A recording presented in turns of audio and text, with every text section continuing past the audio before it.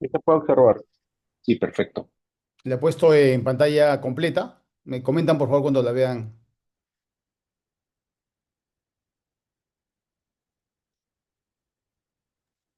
Listo. Listo, ya la tienen. Bueno, muy buenas tardes a todos los colegas del Colegio de Ingenieros del Perú. Eh, Mi nombre es Manuel Murillo. Me acompaña en esta reunión Abel Reboredo. Ahora voy a pasar a la presentación de nuestros credenciales. Yo soy director de la institución educativa Maximus Tech. Y Abel tiene también su empresa que es Reboredo Asociados.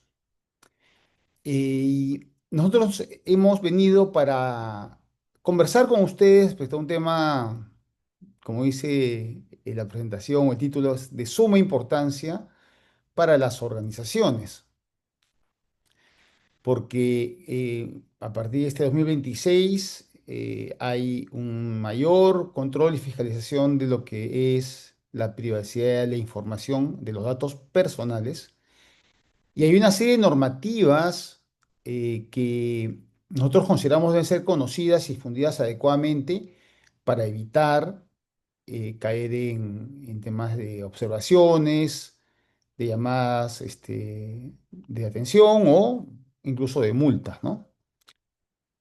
¿Cuál es la problemática? Y esta información muy reciente de los medios, ¿no? Hay un decreto legislativo, ¿no? Que nos ha dado una normatividad que debemos seguir para la protección de datos. Muchas veces nosotros tenemos sistemas de seguridad, tenemos no solo sistemas, sino herramientas que nos permiten evitar que se filtre un hacker al sistema y que nos robe información. Además, no tenemos muy bien cuidado el perímetro de seguridad, ¿no? De la organización. Sin embargo, hay casos donde la información personal se puede difundir por error o por un tema que es hecho adrede, y eso puede traernos no solo consecuencias a nivel, como dije, de multas, ¿no? E incumplimiento de la regulación, sino que atenta contra el prestigio y la reputación de nuestro negocio.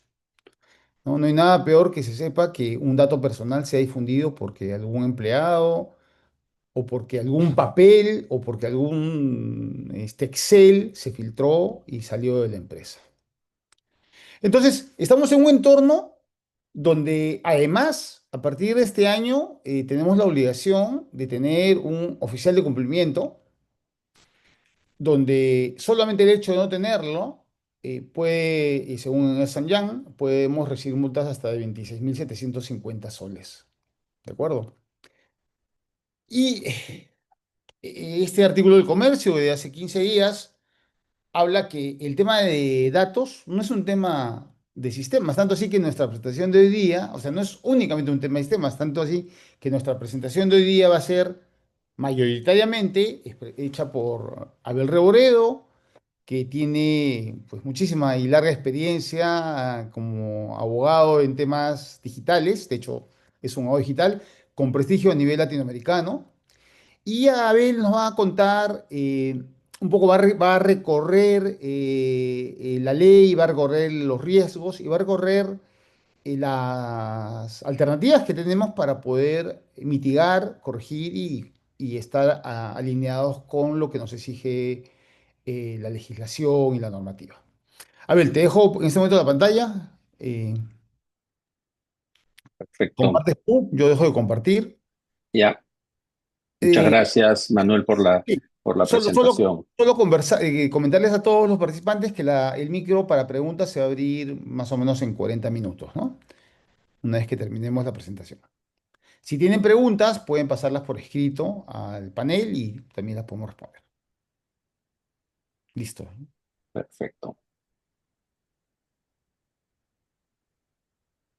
Dame un segundo para ir.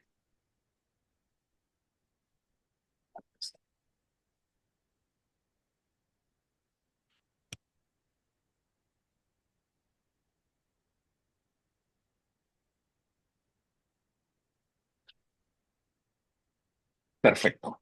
Bueno, primero que nada, muchas gracias al Colegio de Ingenieros del Perú, al Consejo Departamental de Lima, al ingeniero Osvaldo Peláez y al ingeniero Manuel Murillo por haberme invitado en esta ocasión a compartir con ustedes un tema de tantísima importancia en estos últimos tiempos.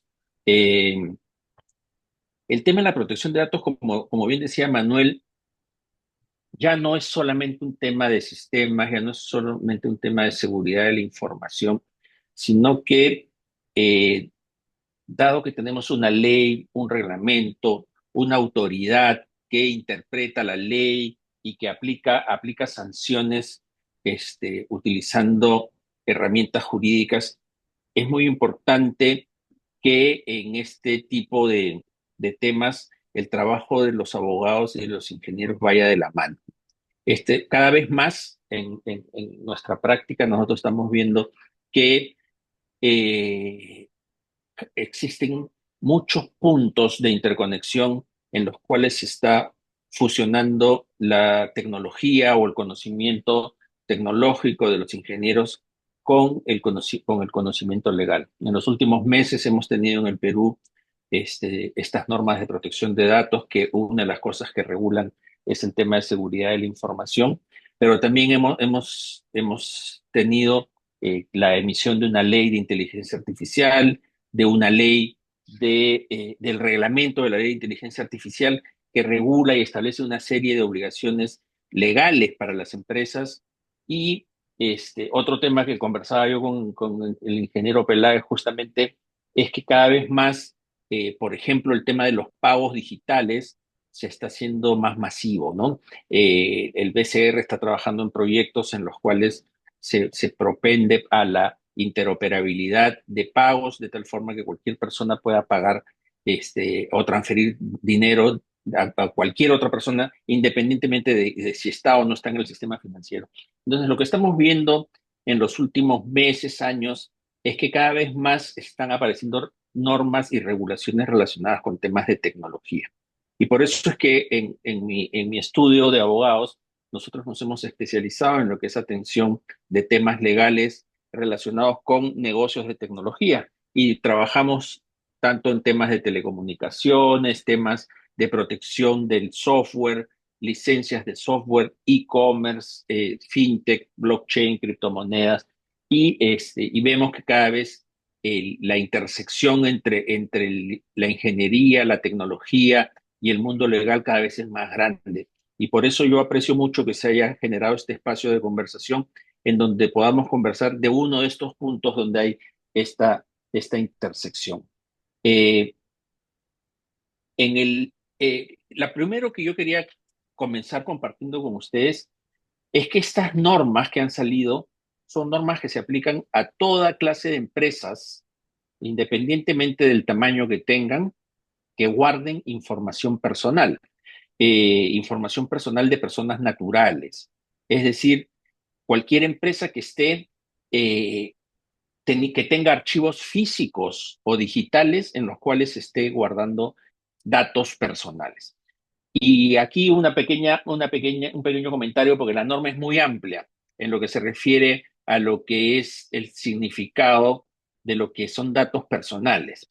Para la norma, los datos personales son cualquier información que permite identificar a una persona o que la podría hacer identificable a través de medios que puedan ser razonablemente utilizados. Es decir, cualquier información numérica, alfabética, gráfica, fotográfica, acústica o de cualquier otro tipo concerniente a las personas naturales. Y esto es sumamente importante porque todas las empresas guardamos algún tipo de dato personal, ya sea de nuestros proveedores, de nuestros clientes, de nuestros trabajadores, de los postulantes a los puestos de trabajo en nuestra empresa. También guardamos información personal en marcadores de asistencia con huella digital, guardamos información personal, por ejemplo, el DNI en los cuadernos del personal de seguridad que se encuentra en las entradas o en la admisión de nuestras oficinas. guardamos datos personales cuando tenemos cámaras de seguridad y se está tomando información de los rostros y de la presencia de algunas personas en nuestros locales. Entonces, veamos qué tan amplio es esto de los datos personales. Es prácticamente abarca a cualquier dato que esté relacionado a una persona natural. Estas normas están sustentadas en un derecho fundamental, un derecho humano, que es el derecho de la autodeterminación informativa, ya que está recogido en la Constitución y nos protege o nos da la seguridad de que los sistemas informáticos, computarizados o no, públicos o privados, no suministren informaciones que afecten nuestra intimidad personal y familiar. Y en ese sentido, nosotros, como dueños de nuestra información personal, tenemos el derecho a controlar quién puede tenerla, quién puede usarla, quién puede verla. Y por eso esta norma o este conjunto de normas que vamos a comentar el día de hoy, lo que hacen es proteger la información de las personas, por un lado, pero por otro lado, permiten el uso de la información de cualquier persona si es que yo tengo el consentimiento de esta persona. Y por eso el consentimiento se ha convertido en la columna principal de todo el sistema relacionado a lo que es protección de datos y privacidad en el Perú, en Latinoamérica y en Europa. En todos los países que les he mencionado, la norma o la regla es casi la misma. Si yo tengo el consentimiento de una persona para guardar su información, para usarla, para explotarla comercialmente, no hay ningún problema. Pero es sumamente importante que contemos con el consentimiento. Eh, y esto, como es un derecho humano, ha sido encargado su monitoreo, su ejecución y la fiscalización ha sido encargada al Ministerio de Justicia y Derechos Humanos, que ha creado una oficina de protección de datos personales que se está encargando de fiscalizar y de proteger y de atender los reclamos de los ciudadanos relacionados con el mal uso de su información personal. Acá tengo yo algunos ejemplos de datos personales, pero pueden ser muchos más, como ya les mencioné, ¿no? Los nombres, los apellidos, la placa del carro, el número de teléfono, la fecha de nacimiento, dirección del domicilio, dirección de correo electrónico, la voz, la fotografía, la huella digital de una persona, el ADN de una persona, también la cuenta bancaria, información financiera, información de salud. Eh, en realidad, es casi toda la información que nosotros poseemos, ¿no? Y por eso es que la autoridad cada vez es más exigente con las empresas que estamos guardando este tipo de información en nuestras computadoras, en nuestros servidores, en la nube o en archivos físicos. Una cosa, una cosa que yo les debo mencionar es que cuando nosotros hacemos auditorías o hacemos damos el servicio de adecuación a la ley, ¿no? Uno de los temas que encontramos con mayor frecuencia es que muchas empresas guardan bases de datos físicas. Tenemos, por ejemplo, en áreas de recursos humanos, tenemos los legajos del personal, en donde se guarda copia de las boletas de pago, se guarda el copia del currículum, información de salud de los trabajadores, información relacionada con la familia, el número de la cuenta bancaria, las capacitaciones que ha recibido esta persona, las sanciones o amonestaciones que ha recibido la persona. Entonces, tenemos que en todas las empresas, sin querer queriendo, vamos a encontrar muchos bancos de datos personales y con ello la obligación de cumplir con esta norma. Eh, para comentarles un poco la cronología de la regulación de datos personales que es muy importante tener en cuenta ya, porque este tema ha explotado el año pasado porque entró en vigencia el nuevo reglamento de protección de datos personales, pero esta es una norma muy antigua. Esta es una norma que se aprobó en julio del 2011 y está vigente desde esa época. O sea, tenemos casi 15 años en que esta norma está vigente y no la hemos escuchado mucho y hay muchas empresas que aún no han hecho su adecuación, hay muchas empresas que todavía no tienen claro si tienen bases de datos o qué cosa es lo que tienen que hacer. Y eso es bastante preocupante porque la autoridad en estos últimos tiempos se ha empezado a poner un poco más agresiva en lo que es fiscalizaciones y sanciones, por lo que estamos viendo que cada vez más empresas están corriendo para adecuarse a esta nueva legislación, ¿no? En el 2013 salió publicada la Directiva de Seguridad. En el 2020, por ejemplo, se aprobó una directiva de tratamiento de datos personales mediante sistemas de videovigilancia, y en noviembre del 2024 se aprobó el nuevo reglamento de la Ley de Protección de Datos Personales. Este reglamento entró en vigencia en marzo del año pasado, y a partir de ahí es que hemos visto el incremento de las fiscalizaciones, el incremento de las sanciones, pero también el incremento de la preocupación de las empresas en cumplir con esta norma, ¿no? ¿Qué empresas deben preocuparse por esta normativa? Todas, todas, porque mal que bien, alguna información personal estamos guardando, ya sea de los trabajadores, de los clientes, como les decía, proveedores, visitantes, postulantes, potenciales clientes, en general, de todo. Todos guardamos alguna información personal. Y acá está lo que les comentaba, ¿no? El tema de la Autoridad de Protección de Datos Personales eh, ha incrementado mucho las fiscalizaciones. En el año 2025 ha hecho 760 fiscalizaciones, o sea, ha fiscalizado 760 empresas desde 300 que tenía en el 2022, ¿no? Como vemos, cada vez hay más fiscalización, la autoridad cada vez tiene más presupuesto, más capacitación y más tecnología para hacer estas fiscalizaciones. Entonces, lo que debemos esperar es que este año crezca todavía más, porque el nuevo reglamento ha establecido nuevas obligaciones, nuevas sanciones, nuevas multas, y hay que correr en adecuarse, ¿no? Aquí, perdóname, No, ¿aló? disculpa, no, disculpa, yo interrumpí. Ah, eh, Otra cosa que es importante es que las multas van desde 0,5 a 5 UITs, hasta 27.000 soles, hasta 100 UITs, que son 550.000 soles. Y, y el escalonamiento de las multas en realidad es bien complejo, porque hay cosas que aparentemente son simples, como por ejemplo registrar el banco de datos ante la autoridad, que puede ser grave o muy grave dependiendo del caso. Imagínense ustedes, si es que nosotros tenemos bancos de datos y no los hemos registrado, que nos pongan una multa de 500.000 soles, muchas de nuestras empresas quebrarían inmediatamente. Eh, entonces, como yo les mencionaba, tenemos qué cosas son los datos personales, también tenemos que necesitamos el consentimiento de las personas para hacer lo que es el tratamiento de los datos personales. ¿Y qué cosa es el tratamiento? Me preguntarán ustedes. No, el tratamiento es cualquier forma de procesamiento que facilite el acceso, correlación o interconexión de datos personales.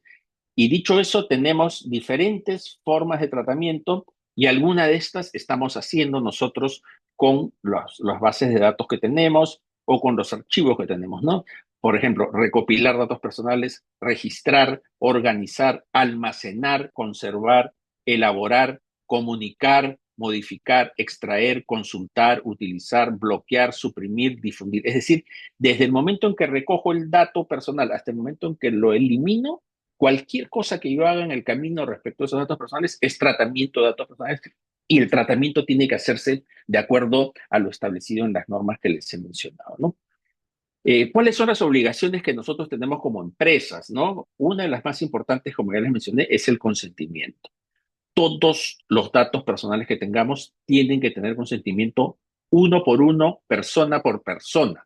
Y tenemos que estar además en la capacidad de poder demostrar que esa persona nos dio el consentimiento. Es decir, tenemos que guardar, si es que fue por escrito, el papel en el que la persona me autorizó; si es que fue por voz, la grabación en la que esta persona me autorizó a usar sus datos; o si fue por clic en una aplicación o en una página web o en un formulario, también tiene que contarse con un registro o un log de actividad en el que quede claro en qué momento la persona hizo clic y aceptó la política de privacidad y autorizó el tratamiento de sus datos personales, ¿no? Los consentimientos tienen que ser previos, expresos e informados. Previos quiere decir antes de estar guardados en mis bases de datos. Expreso quiere decir que tiene que haber una manifestación de voluntad, es decir, un clic, una grabación o una firma. No hay consentimientos tácitos, es decir, no se puede guardar el dato de una persona porque asumo que por hacer A o B actividad me dio su consentimiento, ¿no? Tiene que ser expreso y tiene que ser informado. ¿Por qué? Porque la persona, antes de darme el consentimiento, tiene que saber claramente para qué se van a usar sus datos, es decir, qué tipo de tratamiento voy a hacer con sus datos. Y eso va a limitar también el uso de los datos, porque si, por ejemplo, yo autorizo a una empresa para que solamente guarde mis datos para enviarme publicidad de zapatillas, no me puede enviar publicidad de, de pizzas o de comida. No puedo utilizar mis datos para enviarme publicidad de seguros de salud ni nada. Solamente se pueden usar los datos para la finalidad expresa que se informó el día del consentimiento. Por eso es tan importante que estos consentimientos sean construidos de la mano de las áreas comerciales de las empresas, porque ellos nos van a poder decir qué es lo que quieren hacer con los datos, para qué los necesitan. Y en el caso de recursos humanos también tenemos que trabajarlo junto al equipo de recursos humanos, porque ellos van a tener más claridad respecto a qué datos se necesitan y para qué se necesitan y cuál es el uso que se les quiere dar. Otra obligación importante que debemos cumplir como empresarios es registrar los bancos de datos ante la autoridad. Como les decía, la autoridad es la Autoridad de Protección de Datos Personales del Ministerio de Justicia y tenemos que registrar uno por uno todos los datos personales que tengamos, ya sean físicos o digitales. Y por otro lado, otra obligación que tenemos es establecer todas las medidas de seguridad. Y aquí es donde esto se cruza con el tema de tecnología, de ingeniería, de seguridad de la información, de ciberseguridad, porque la norma nos obliga a nosotros como dueños del archivo o de la base de datos a protegerlo, para evitar que hayan accesos indebidos, modificaciones indebidas, borrados indebidos o copias indebidas, ¿no? Entonces, nosotros tenemos que establecer toda clase de medidas técnicas, legales y organizativas que permitan cuidar los datos y que no hayan estos accesos indebidos. Y desde el punto de vista técnico, eso implicará que, como decía Manuel, que tengamos los perímetros controlados, que tengamos control de accesos, registro de actividades, de repente monitoreo del flujo de archivos, transmisión segura de datos cuando se van a enviar documentos de un lugar a otro, no usar mecanismos que sean poco seguros, usar de repente tecnologías de encriptado para que los datos no puedan ser capturados en su tránsito a través de Internet. Entonces, hay toda una serie de medidas tecnológicas que hay que implementar para proteger los datos personales. Pero también hay medidas legales y organizativas que hay que implementar, ¿no? Hay que tener políticas, procedimientos, normativas, directivas internas que nos den el ámbito de acción en el cual la empresa se va a mover. Tenemos que tener protocolos para la atención de reclamos, tenemos que tener protocolos para la atención de fiscalizaciones, también tenemos que tener nuestra política de privacidad con las finalidades bien explícitas de qué cosa es lo que queremos hacer nosotros con los datos. Y también desde el punto de vista legal, tenemos que revisar los contratos con los proveedores que tienen acceso a los datos personales que yo manejo. Tengo que cuidar los contratos de trabajo, tengo que revisar las políticas de cookies o, por ejemplo, los formatos de consentimiento y todos los contratos que nosotros tenemos con los clientes, trabajadores o proveedores para poder asegurarnos que los datos están siendo protegidos y están siendo usados de una manera legal. El nuevo reglamento, que es este Decreto Supremo 016-2024, establece varias normas que son muy importantes, pero acá yo les voy a resaltar algunas que desde mi punto de vista son las que más problemas nos pueden crear en los próximos meses, ¿no? Uno de ellos es los nuevos principios rectores, el de transparencia y responsabilidad proactiva. Es sumamente importante porque hasta antes de este reglamento bastaba con que yo tuviera políticas, protocolos, normativas para poder librarme de responsabilidad solamente por el hecho de haber aprobado estos protocolos. Pero la autoridad ya no quiere que sea así, sino que no basta con tener el protocolo aprobado, sino que tenemos que demostrar que se está usando y que se está aplicando de manera proactiva. Es decir, si nuestro protocolo dice que solamente una persona es la que puede a autorizar la creación de bancos de datos, tenemos que demostrar que esa persona es la única que autoriza, que nadie está creando bancos de datos fuera de ese protocolo. Si el protocolo dice que las claves y los accesos se tienen que cambiar cada tres meses, tenemos que demostrar que se están cambiando cada 3 meses. No basta con que esté escrito, tenemos que demostrar que en la vida real se está aplicando lo que dicen nuestros protocolos. Después tenemos la creación del derecho a la portabilidad de datos, que es muy parecido a la portabilidad telefónica, que me permite cambiar de operador manteniendo mi mismo número. Aquí, en la portabilidad de datos, yo puedo cambiar de proveedor y llevarme todos los datos que este proveedor tiene sobre mí, sobre mi consumo, sobre mis hábitos, sobre mis preferencias y pasarlos a mi nuevo proveedor. Eh, también es muy importante y el año pasado hemos estado viendo varios casos nosotros, que es la obligación de notificar incidentes de seguridad dentro de las 48 horas, incluyendo las medidas adoptadas para mitigar los impactos. Esto se correlaciona también las normas de ciberseguridad que tiene el Perú, que también nos obligan a notificar incidentes de seguridad a la Secretaría de Gobierno Electrónico, al Centro de Control de Riesgos de Ciberseguridad. Entonces, si es que nosotros tenemos una falla en nuestra ciberseguridad o sufrimos un ataque, tenemos que informar rápidamente no solamente a la Secretaría de Gobierno Digital, sino también a la Autoridad de Protección de Datos Personales. También el reglamento nos establece una recomendación, que es hacer evaluación de impacto de privacidad para tratamientos de grandes volúmenes de datos, datos sensibles o de menores, ¿no? Tratando de seguir los estándares internacionales como el ISO 27005, ¿no? Tenemos que tener medidas de seguridad reforzadas, políticas de seguridad documentadas, controles estrictos sobre acceso, almacenamiento de datos y mecanismos para prevenir incidentes. Y también nos establece una serie de obligaciones especiales para lo que es publicidad y tratamiento de datos de menores, ¿no? Eh, Perdón, Abel. sí. Creo que en relación a lo que has venido comentando, hay una consulta de Víctor Gómez Santos. Ujú. Nos traslada 5 preguntas, pero creo que están relacionadas. El objetivo principal del decreto ley 396 y qué bienes jurídicos busca proteger. ¿Qué conductas tipifica como delitos informáticos la ley? ¿Qué relación guarda con el Convenio de Budapest sobre ciberdelincuencia?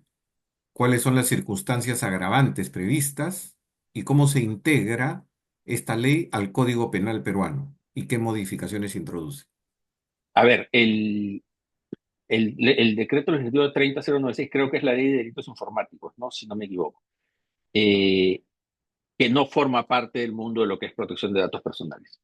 Lo que ha habido, y que mencionó Manuel hace unos minutos cuando hizo la presentación, es que se ha modificado la ley de delitos informáticos para incluir el tratamiento indebido de datos como delito.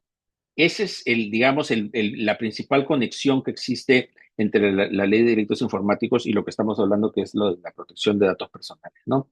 Eh, ¿Qué conductas tipifica como delitos informáticos? Hay muchas. Básicamente está el acceso indebido a bases de datos, está también el, el acceso excesivo, o sea, la violación de permisos, o sea, acceder a cosas usando mis permisos, acceder a cosas a las que no debería haber accedido.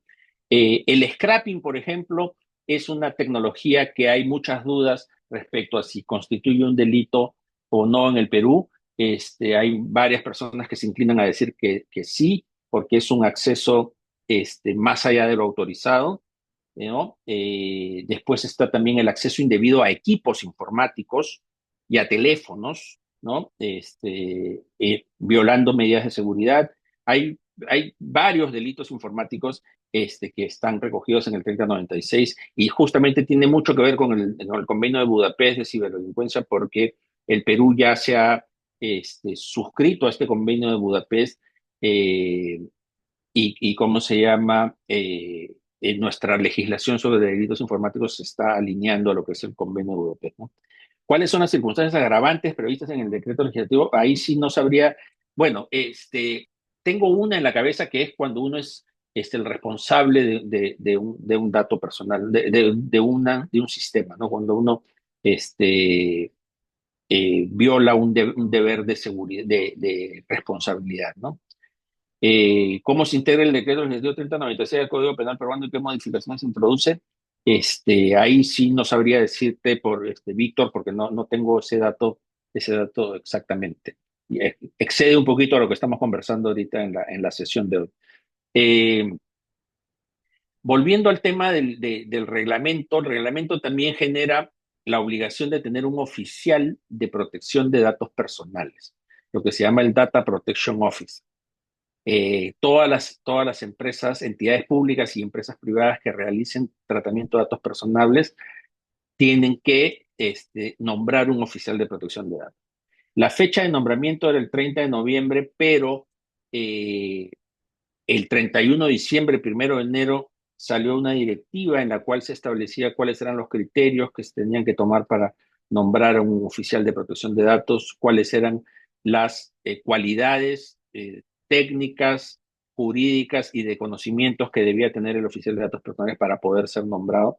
Y eso ha generado que muchas empresas empiecen a actualizar ese tema, ¿no?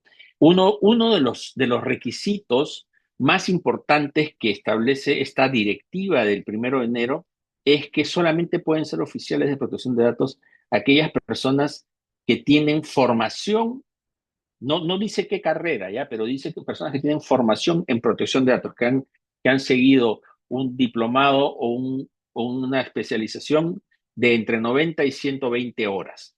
Y eso en el mercado no hay, ¿ya? Hay muy pocas personas que tienen esa calificación. También pueden ser oficiales de protección de datos las personas que son profesores, docentes de temas de protección de datos y casi nadie más. Entonces, ahí eh, tenemos un tema que ha complicado mucho a las empresas, ¿ya? Y eso, si a eso le sumamos el tema de que el tratamiento indebido de datos personales se ha vuelto delito también hace un par de semanas, tenemos que el tema se está haciendo cada vez más complicado de gestionar para las empresas y eso va a implicar que tengamos que contratar a una persona que esté dentro de nuestra planilla o fuera de ella, un tercero que nos dé el servicio de oficial de protección de datos, que empecemos a hacer gastos más importantes en ciberseguridad, que hagamos capacitaciones a nuestro personal, que también empecemos a adecuar nuestros flujos y nuestros procedimientos a lo que es estas nuevas normas, ¿no? ¿Cuál es el rol que tiene el oficial de protección de datos personales, ¿no? El oficial de protección de datos personales tiene la obligación de informar y asesorar a la empresa respecto al tratamiento de datos personales y al personal capacitarlo también sobre cuáles son las obligaciones legales. Tiene que verificar el cumplimiento de las normas, tanto las normas del Estado como las normativas internas. Tiene que realizar auditorías internas en materia de protección de datos y ser un punto de contacto y cooperar con la autoridad en todas las fiscalizaciones o consultas que nos hagan, ¿no? Eh, También se crean nuevas infracciones, ¿no? No informar el tratamiento de datos personales, atender fuera del plazo los derechos de los titulares relacionados con el acceso, rectificación, cancelación u oposición. Y tenemos como grave no inscribir los bancos de datos personales en el registro nacional. Tenemos también muy graves, que es el realizar el tratamiento de datos personales sensibles, incumpliendo las medidas de seguridad establecidas en la normativa, siempre que se genere un perjuicio al titular o una exposición no autorizada de datos personales sensibles. ¿Qué cosas son los datos personales sensibles? Son aquellos datos personales cuya, este, cuya divulgación puede causar un daño o un perjuicio a la persona. ¿Y qué tipo de datos tenemos entre los sensibles? Datos de salud, datos financieros, orientación sexual, orientación política, filosófica, agremiación sindical y cualquier dato cuya divulgación pueda generar una afectación grave al dueño, ¿no? Eh, como decía Manuel, el adecuarnos, el cumplir con esta norma nos va a permitir transmitir confianza a nuestros clientes y a las personas que interactúan con nuestra empresa, porque si nosotros hacemos las cosas bien y protegemos la información de todas las personas que interactúan con nuestra empresa, vamos a generar un crecimiento en nuestra confianza. También nos da una ruta, un camino para seguir en el tratamiento de datos personales, cómo proteger los datos personales, nos ayuda a evitar sanciones, nos protege frente a filtraciones de datos. El año pasado han habido muchas filtraciones de datos, hemos estado notificando a la Autoridad de Protección de Datos Personales y a la Secretaría de Gobierno Digital con varios clientes. Nos permite monetizar los datos que tenemos, porque si yo tengo el permiso de las personas como para hacer perfilamientos, analizar hábitos de consumo, yo a partir de eso puedo crear ofertas comerciales personalizadas y generar mayores ingresos para mi empresa. Pero esto hay que estructurarlo, hay que hacerlo bien, de una manera que nos permita que estos datos personales que tenemos se puedan transformar en mayor negocio, ¿no? Fortalece nuestra marca porque al transmitir seguridad, al transmitir confianza, lo que vamos a hacer es que nuestra reputación crezca, ¿no? Adicionalmente, nos convertimos en una empresa que cumple con las normas y, como decía Manuel también, esto protege nuestra reputación. Una falla en la seguridad, una falla en la custodia de los datos que nos han sido confiados puede afectar seriamente nuestra reputación, como ustedes habrán sido testigos en algunos casos que han llegado a la prensa, ¿no? De algunos bancos, algunas clínicas que han sufrido filtración de datos personales, su reputación ha sido afectada, han perdido clientes y la gente ya no confía tanto. Entonces, con esto terminamos y quedamos atentos a cualquier pregunta. Creo que estamos perfectos con el tiempo, ¿no, Osvaldo? El tema de datos personales en general nos debe llevar a pensar que tenemos que hacer las cosas de acuerdo a lo que nos dice la ley, porque eso nos genera muchos beneficios, más allá de lo que es solo el cumplimiento, ¿no? Nos va a generar muchos beneficios empresariales. Y eso es. Muchísimas gracias a todos por su paciencia, por su atención y quedo a su disposición este, para cualquier duda, pregunta. Ahí pedimos a Winston que nos apoyes en abrir los micros para poder hacer cualquier consulta al respecto y de igual manera cualquier consulta lo pueden trasladar a través del chat. Acá tenemos una consulta de Juan Carlos Vega Luces, que nos dice que el DNI es una fuente importante de información personal. Entonces, ¿por qué las empresas e instituciones públicas como de servicios de agua, energía eléctrica, entre otras, piden copias del DNI? ¿Eso es legal?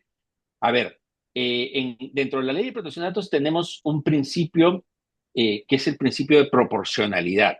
¿Ya? Yo tengo que, cuando yo voy a pedir datos personales, tengo que pedir aquellos datos que se requieran para cumplir la finalidad que yo estoy buscando con el uso de esos datos.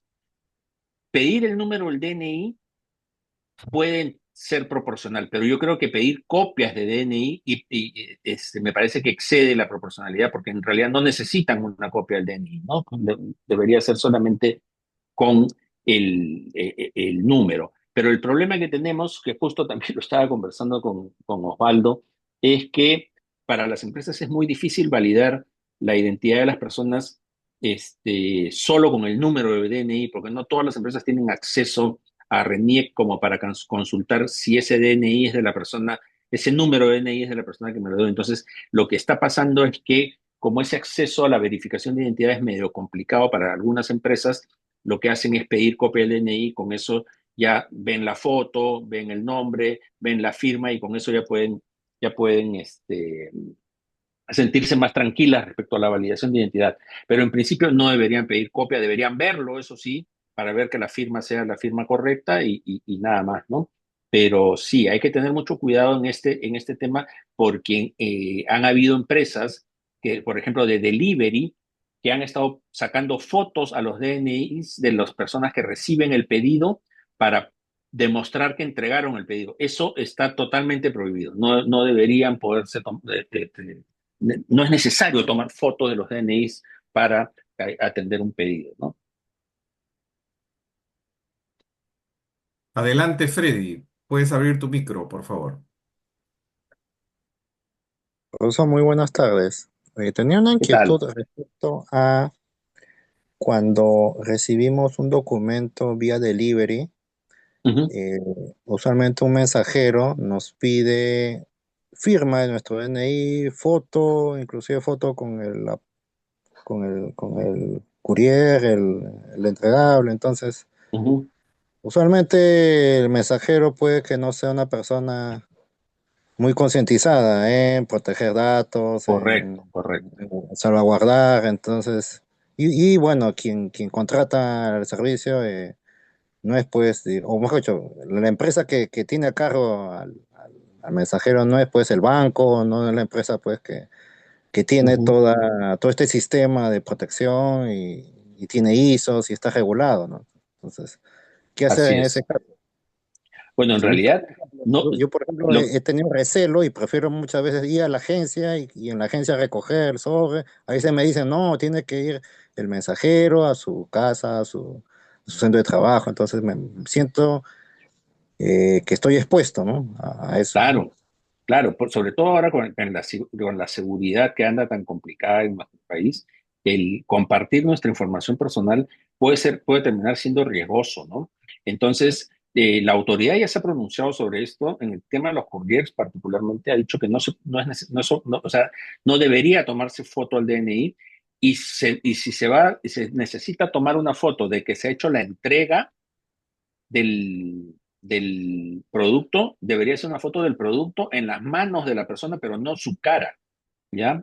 El problema es que hay la desconfianza, pues también, ¿no? Entonces la empresa no sabe si se lo entregaron a quien tenía que entregarlo. Entonces, acá lo que tenemos es un problema de falta de confianza unido con el tema de poca concientización respecto a los datos personales, ¿no? En tu caso, por ejemplo, tú sí eres consciente de que puede ser peligroso la foto de tu DNI circule, puede ser peligroso que una foto tuya en la puerta de tu domicilio recibiendo un delivery, puede ser peligroso, pero muchas personas en el Perú todavía no tienen eso claro y yo creo que este es un momento muy importante para concientizar a todos en relación a que los datos personales cada vez nos pueden poner en más riesgo. Entonces tenemos que proteger nosotros como dueños de nuestros datos y como titulares tenemos que cuidar nuestra información. Antes, yo me acuerdo, antes era el peruano era muy relajado para compartir su número de teléfono, su dirección, su correo electrónico, pero ahora yo creo que ya estamos empezando a tener un poquito más de conciencia sobre los riesgos que eso implica, ¿no? Acá hay otra consulta, Abel, de Juan Carlos Vega. ¿Qué implicancias tiene la transferencia internacional de datos personales para las empresas peruanas que utilizan servicios de almacenamiento en la nube fuera del país? Ok, ahí hay todo un tema, ¿ya? Porque el almacenamiento en la nube tiene dos problemas. Uno, que la autoridad lo considera lo que se llama flujo transfronterizo, es decir, sacar datos de peruanos al extranjero. Y cuando hay flujo transfronterizo, la autoridad nos pide dos cosas, ¿ya? Uno, que tengamos el consentimiento uno por uno de cada una de las personas que están en la base de datos que va a ir a la nube para que nos autoricen a enviar su información a la nube. Y dos, nos obliga a asegurarnos que el lugar a donde lo estoy enviando o el proveedor al que lo estoy enviando tiene medidas de seguridad iguales o superiores a las exigidas en el Perú. Entonces, nosotros como empresa que vamos a utilizar la nube, tenemos que cuidar no solo que se lo estamos enviando a una empresa seria, ¿no? Sino también que tenemos que tener los consentimientos adecuados e informarle a la autoridad que vamos a transferir. Cuando hacemos el registro del banco de datos, tenemos que marcar ahí que esos datos van a ir a la nube. Para tranquilidad de los asistentes, para la autoridad AWS, la nube de Google o la nube de Microsoft, son nubes seguras. ¿Ya? Entonces, si es que estamos usando esas nubes, no hay problema respecto a esto de que tenemos que verificar la seguridad. Pero si estamos hablando de otras nubes en el extranjero que no son estas, sino son servidores que están, no sé, sabe Dios dónde, y tenemos la obligación de asegurarnos, por lo menos contractualmente, que se van a cumplir las medidas de seguridad de nuestra política de privacidad, de nuestra política de seguridad y de las leyes peruanas. Esas son las dos grandes consecuencias de enviar información a la nube. Acá Después, acá hay, hay otra sí, consulta, Abel. ujú. Aceptar los cookies nos obliga a aceptar para continuar una búsqueda. ¿Qué tan riesgoso es el aceptar? A ver, los cookies son archivos que las páginas van dejando en nuestras computadoras respecto a nuestra navegación. ¿Ya? Estos archivos, estas cookies pueden ser de diferentes tipos. ¿Ya? Hay cookies de sesión, hay cookies que son solo para medir asistencia, pero hay otras cookies que guardan un poquito de información personal y esas son las riesgosas. No sé si se han dado cuenta que ahora existe la opción de aceptar todas, aceptar algunas o no aceptar. ¿Ya? Eso ya es obligatorio en el Perú. No se puede obligar a una persona a aceptar las cookies para poder navegar. Si una persona no acepta, no tendremos la posibilidad ni de grabar ni de leer la información que hay en su navegador, ¿no? Entonces, ahí tenemos que adecuarnos nosotros en nuestra política de cookies o en nuestro disclaimer de cookies y poner se aceptan todas, aceptar solo las necesarias o no aceptar. ¿Cuál es el riesgo de aceptar las cookies? Bueno, si las acepto y son cookies que están guardando información personal, como por ejemplo, desde dónde me conecté, el número ¿cómo se llama? IP de mi computadora, el email de mi teléfono, la ubicación de mi teléfono o la ubicación de mi computadora. Si son ese tipo de datos los que está guardando la cookie, tenemos el riesgo de que esa información termine no sabemos dónde. ¿Ya? Y como en Internet todo fluye y nada desaparece, nuestra información personal podría estar dando vueltas en sitios que nosotros no queremos, ¿no? Entonces, ese es el principal riesgo. Hay otra consulta de Víctor Gómez. ¿Qué derechos reconoce la ley 29733 a los titulares de datos personales y cómo pueden ejercerlos? Ya, la ley tiene varios derechos, pero los más importantes son los que se llaman los derechos ARC, que son de acceso, rectificación, cancelación y oposición. El derecho de acceso nos permite a nosotros ir donde cualquier empresa y decirle que nos informe acerca de qué datos personales míos tiene. Y la empresa está en la obligación de atender esa solicitud y decirme si tiene datos personales míos, cuáles los tiene, por qué los tiene y en qué momento yo le di consentimiento. Ese es el acceso. La rectificación me permite a mí modificar algún dato, ¿no? Si es que, por ejemplo, alguna empresa tiene mi correo corporativo y yo no quiero que tenga mi correo corporativo, sino mi correo personal, yo puedo acercarme y decirle, borra mi correo corporativo, usa el personal. Ese es el derecho de rectificación. Después tenemos el derecho de cancelación, es que yo puedo decirle a cualquier empresa que tiene datos míos que los borre y que no los guarde. Esto tiene una excepción que es cuando tengo un contrato, ¿no? Si yo tengo un contrato con una empresa, por ejemplo, de luz y necesita mi nombre, mi domicilio para poder verificar el servicio o para poder enviarme los recibos, yo no puedo decirle borra mi domicilio, ¿no? Porque ese es un dato que se necesita para poder prestar el servicio. Después tenemos el de oposición, que es cuando alguien recoge datos de fuentes públicas, no tipo de internet, y los está guardando por ahí, yo me puedo oponer a eso y puedo pedir que los borren. ¿Ya? Entonces, estos son los principales. ¿Qué pasa si no me hacen caso? Yo me puedo ir a la autoridad, o si no me responden en el plazo previsto en la ley, yo me puedo ir a la autoridad y denunciar a las empresas. Hay otra consulta de Francisco Castillo. Buenas tardes. En el contexto que en el Perú estamos en campaña electoral, ¿cuáles son los límites al usar imágenes, fotos o videos sin permiso para una publicidad electoral? Entendiendo que las imágenes, fotos o videos son datos personales. Así es, son datos personales, pero además tenemos que en el Código Civil existe una regla expresa que dice que no se puede utilizar la imagen de una persona y menos para publicidad si es que no tiene autorización. Entonces ahí se cruzan dos autorizaciones, ¿no? La que nos pide el Código Civil y la que nos pide la Ley de Protección de Datos Personales. Pero esto tiene una excepción, ya que es cuando la toma, digamos, es hecha en un lugar público y donde hay mucha gente, ¿no? O sea, si es que yo estoy en un parque y empiezo a filmar el parque y por casualidad estoy caminando ahí, eso no afecta ni protección de datos ni las normas de uso de imagen del Código Civil. Entonces vamos a tener que ver el caso concreto, ¿no? Pero si, por ejemplo, alguien usa una foto mía y la pone en una campaña electoral donde salgo yo solamente, ahí están haciendo un uso indebido de mi imagen. Pero ahí, nuevamente, volviendo a la ley de protección de datos, les debo decir que, por ejemplo, algunas plataformas o redes sociales, cuando nos piden el consentimiento o abrimos nuestra cuenta, nosotros los estamos autorizando a que ellos usen nuestras imágenes, nuestros textos y nuestros videos, inclusive para actividades comerciales. O sea, si yo colgué una foto en Facebook y esa foto después aparece en una publicidad de un panetón, este, no me puedo quejar porque yo autoricé a Facebook a usar mis fotos para actividades comerciales o para venderlas a sus clientes. Vamos con las dos últimas preguntas y de ahí cerramos la sesión de preguntas.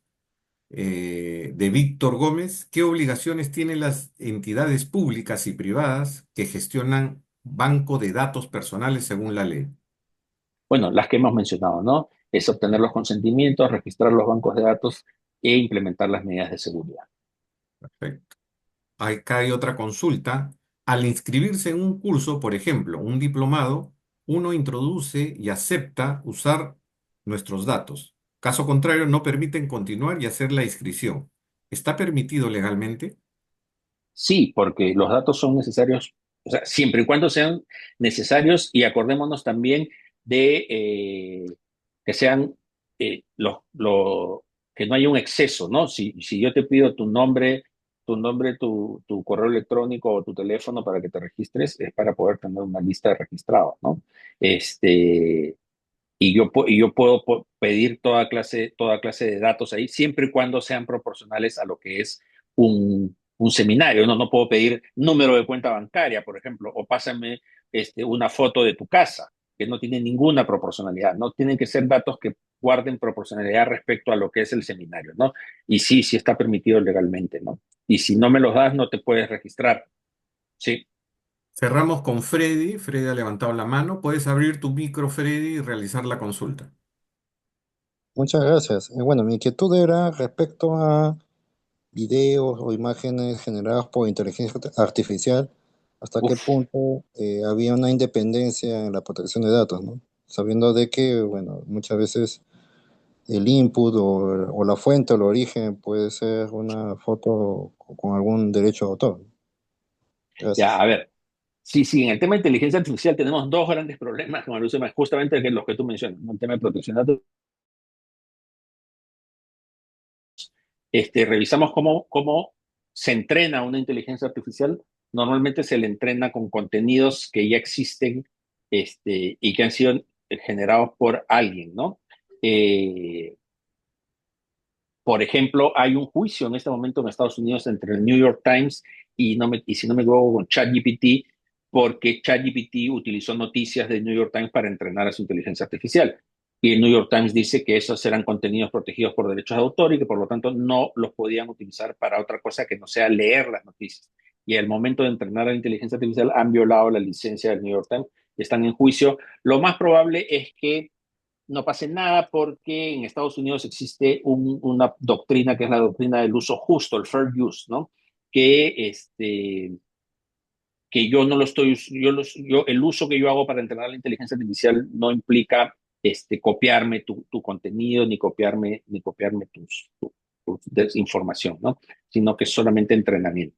Eso por el lado de los contenidos. Por el lado de las imágenes, no sé si recuerdan el caso de Estudios Ghibli, ¿no? En el caso de Estudios Ghibli, ahí vimos un tema bien interesante porque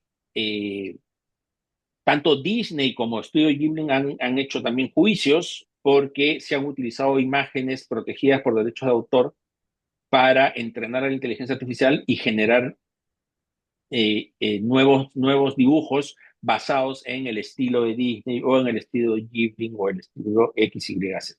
Entonces, eh, en lo que respecta al uso de imágenes personales, si es que yo cargo una imagen personal mía o alguien carga una imagen personal mía, en realidad es un uso, si yo la cargo no debería haber problema, pero si alguien carga una imagen mía está violando mis derechos de privacidad, ¿no?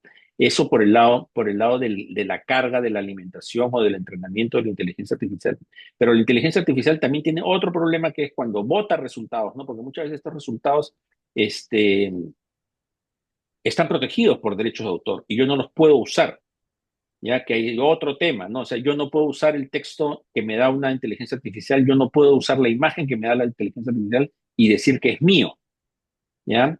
Ahí hay también otra discusión y una serie de juicios que están habiendo ahorita en el mundo porque las personas que pagan las inteligencias artificiales están usando los textos y las imágenes que éstas generan, ¿no? Entonces, lo que ha habido hace poco más bien es un cambio en los términos y condiciones de ChatGPT, por ejemplo, en donde ellos han establecido que el dueño de la imagen o del texto eres tú, por lo tanto lo puedes usar como tú quieras, pero que ellos tienen derecho a usar libremente, gratuitamente y sin límite de tiempo cualquier cosa que tú crees. Ya, entonces, si es que creas una imagen tuya, por ejemplo, este, ya les has dado permiso para que ellos usen tus imágenes, ¿no? Entonces por eso les decía que al comienzo de esta exposición, que este es un momento en el que se están uniendo muchas cosas tecnológicas con muchas cosas legales. Estamos en un momento de fusión ahí de tecnología y derecho. Perdón, no me había dado cuenta, Abel. Estamos con la A ver hora. si cerramos. Hay una consulta de Juan Carlos Vega. Tengo unas láminas, Abel, perdón, Sí, Osvaldo, que quiero. permíteme, Manuel, cierro con esto, cierro la consulta de Juan Carlos Vega y luego pasamos contigo. Juan Carlos, puedes abrir tu micro y hacer la consulta. Bien, gracias, buenas tardes, gracias por la oportunidad. Sí, bueno, basándome en las láminas que se han mostrado, donde habla sobre las penalidades que se aplican a las empresas, mi duda era si es en función a la falta o en función al tamaño de la empresa, o si esto se fusiona. Y lo otro Sí, sería, ¿dónde puedo encontrar esa matriz? Porque en la ley 2173 no hay esa matriz. ¿Dónde lo puedo no, conseguir? la matriz no está en la ley, hay una directiva en donde está la matriz y está efectivamente, como tú dices, relacionado con el tamaño de la empresa, la facturación de la empresa. O sea, la multa se puede reducir dependiendo del tamaño de la empresa, es correcto. Más bien, yo traslado una consulta al ingeniero Manuel Murillo y al doctor Abel Reboredo. Hay muchas preguntas que creo que se han venido dando, más bien cómo nuestros participantes y aquellos que escuchan, porque esto va a quedar grabado en las redes del colegio, pueden profundizar más en el tema de la ley, qué es lo que va a implicar, de repente la matriz que ha comentado hace un instante Juan Carlos. ¿Nos podrías comentar, ingeniero Manuel Murillo? Sí. Eh, Justo nosotros, con Abel y con Gonzalo, que es el otro doctor que también forma parte de nuestro equipo en este tema de protección de datos personales, estamos discutiendo y conversando de cómo ayudar a la gente, a los directivos, a afrontar ese tema, porque hemos visto que no es un tema técnico, sino que es una mezcla de temas legales más técnicos. Eh, yo hice una revisión hace poco relativamente donde el sistema técnicamente protegía muy bien e identificaba qué persona accedía a los datos personales. Sin embargo, despidieron de la empresa a un ejecutivo, una persona dedicada al tratamiento de datos que interactuaba con los clientes, porque accedió a entregar los datos personales a su jefe. Y eso tampoco se puede dar, ¿no? Técnicamente puede estar muy bien protegido, ¿no? Y estoy seguro que acá, es más, en este ámbito tenemos excelentes ingenieros que vemos todas las aristas que pueden implicar una pérdida de datos, pero hay una combinación de temas que ahora la hemos discutido que te pueden poner en riesgo, ¿no? Entonces, nosotros, ¿cómo lo podemos abordar? No, primero, lo que uno puedes abordar es autoestudiar, ¿no? Prepararte y volverte un poco un abogado para saber todas las reglas, pero eso es casi imposible. Podrías tomar una asesoría, podrías tomar una consultoría, ¿no? Sin embargo, eso tampoco te quita la responsabilidad cuando hay un problema, porque cuando hay un problema, no importa que haya una persona de protección de datos, un responsable, un oficial de protección de datos, sino que nosotros somos responsables de lo que estamos haciendo. Tenemos que saber interactuar con el área responsable. Entonces, dijimos, o te autocapacitas, o pides una asesoría con lo que eso representa, y nosotros nos hemos inclinado por el tema de que debe haber, queremos darles, y ahora voy a mostrar un poquito, dos láminas nada más, de una capacitación. Capacitarlo con gente que sabe. Abel pues ha demostrado y largamente en la reunión todo lo variado que puede ser ese tema, tantas leyes, tantos reglamentos y tantos ejemplos que ocurren. Entonces, nosotros estamos planteando, aparte con un tratamiento especial para la gente que tan amablemente nos ha recibido del Colegio de Ingenieros. No sé mi pantalla. O sea, nosotros estamos lanzando un programa de especialización en datos, en protección de datos, de 24 horas, que empieza no el 1, sino el 4 de marzo, ¿no? En una modalidad 100% virtual, ¿no? Para no ir muy y no alargar mucho esto, ¿qué es lo que debemos conseguir? Y acá muy bien el ingeniero que preguntó al final dice, ¿cómo hago las matrices, no? Primero, una comprensión práctica de la ley, ¿no? Capacidad para identificar y reducir riesgos legales y de sanciones. Yo desde mi área, yo soy gerente de producción o soy gerente de atención al cliente, ¿no? Yo estoy expuesto a esto, por más que esté, nuevamente, como dije, el oficial, ¿no? De seguridad o de protección de datos. Tener los criterios para proteger los datos, tener la visión del rol del oficial, lo que le puedo pedir o lo que no le puedo pedir, y sobre todo mejorar la comunicación entre áreas. Poder nosotros, desde nuestro conocimiento que adquiríamos en esta especialización, esa capacidad de poder aportar desde el punto de vista ya sustentado con los temas legales y TI al negocio y hacer que tenga mayor valor, ¿no? Y bueno, desde el punto de vista personal, nosotros tenemos mayor empleabilidad y credibilidad. Eh, Tenía un tema de qué espero obtener, ¿no? Entre los temas más variados, más importantes, nosotros vamos a hacer dentro de la especialización recomendaciones prácticas para armar las matrices. Esas matrices algunas están más o menos conocidas, pero hay algunas donde hay que entender bien la normativa. Entonces, la matriz de de banco de datos, la matriz de riesgos de protección, la matriz de medidas de seguridad, la matriz de incidentes de seguridad, y hay unas cuantas matrices más que no he mencionado, donde nosotros vamos dentro de la especialización a construirlas con ustedes, a darles los tips, a darles los lineamientos para construirlas y para que cuando salgan al mundo práctico sepan con total solvencia qué hacer. ¿De acuerdo?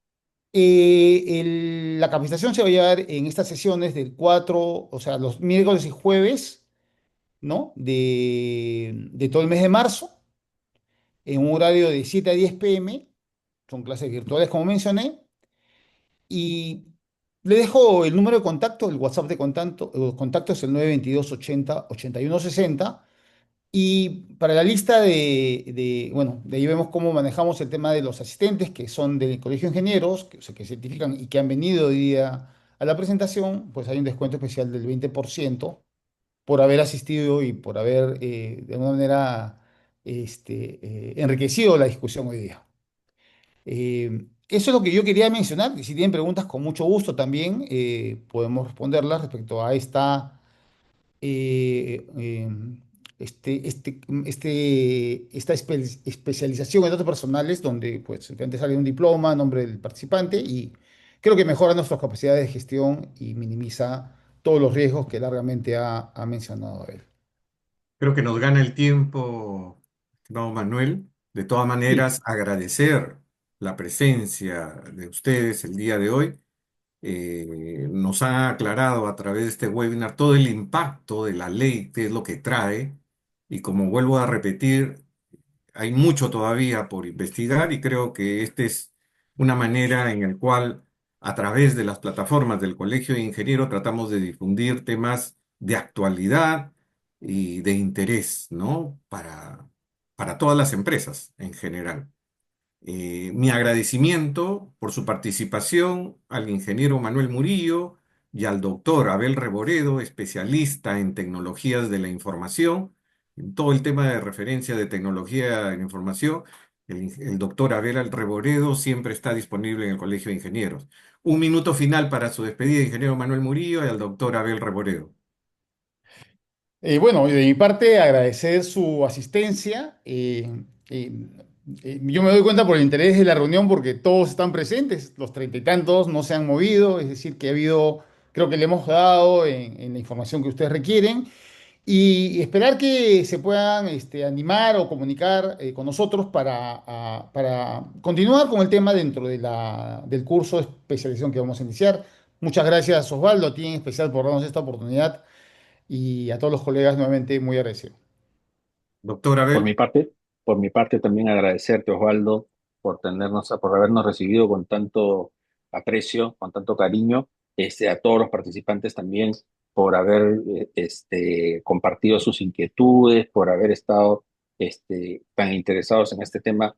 En realidad, como decía yo en el principio, este es un tema que requiere que ingenieros y abogados trabajemos de la mano, y juntos podamos ayudar a que los datos personales de nuestros clientes o los datos personales que manejamos en nuestras empresas se encuentren protegidos, ¿no? Y finalmente, ponerme a disposición del Colegio de Ingenieros para poder hacer charlas sobre estos temas, estas nuevas leyes que están saliendo, que tocan tantos temas de telecomunicaciones, de negocios digitales, de tecnologías de la información. Yo creo que es importante que mantengamos una comunicación fluida ahí para el beneficio de todos los miembros del colegio. Te tomo la palabra, Abel, y ya estaremos programando una entrevista a través del canal del CIP, del Colegio de Ingenieros, para que tenga también la difusión correspondiente. Muchas gracias a ambos y a todos los participantes y nos estamos viendo en otra oportunidad. Muchas Muchas gracias. gracias.